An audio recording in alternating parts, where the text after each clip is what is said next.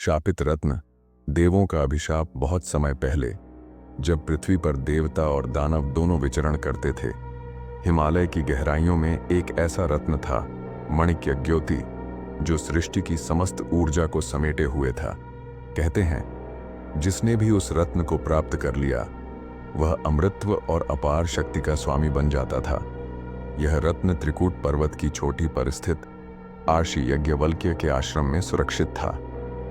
उन्होंने उसे ब्रह्मा से वरदान में पाया था और प्रतिज्ञा ली थी कि जब तक सृष्टि में संतुलन रहेगा, रत्न किसी के भी हाथ नहीं लगेगा।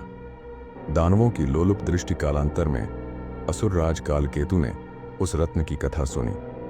उसने अपने मंत्रियों से कहा, यदि मणिक्य ज्योति मेरे पास आ जाए तो न इंद्र टिकेगा न विष्णु, मैं तीनों लोकों का अधिपति बन जाऊंगा। उसने अपने दूतों को भेजा, पर आर्षि यज्ञवल्क्य ने उन्हें लौटाया। रत्न केवल धर्म के रक्षक के लिए है, लोभियों के लिए नहीं। कालकेतु ने तब अपने मायावी सैनिकों को भेजकर आश्रम पर आक्रमण कर दिया।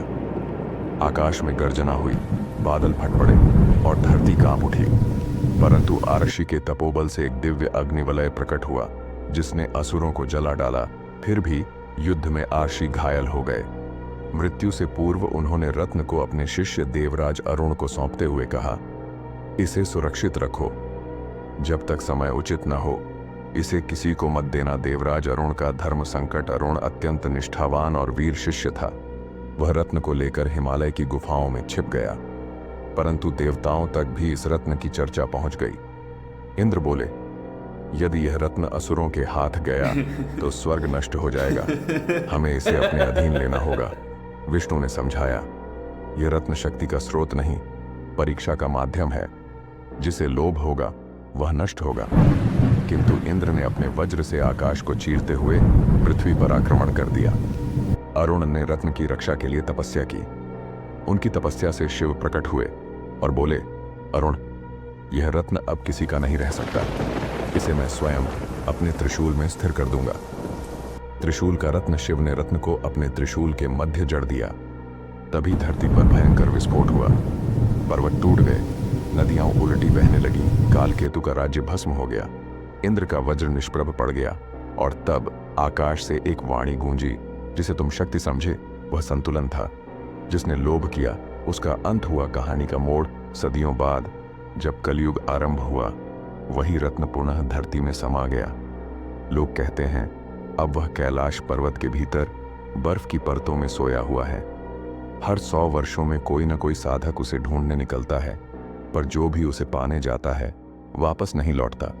कहते हैं, एक बार काशी का एक तांत्रिक कौशलनाथ उस रत्न की खोज में कैलाश पहुंचा।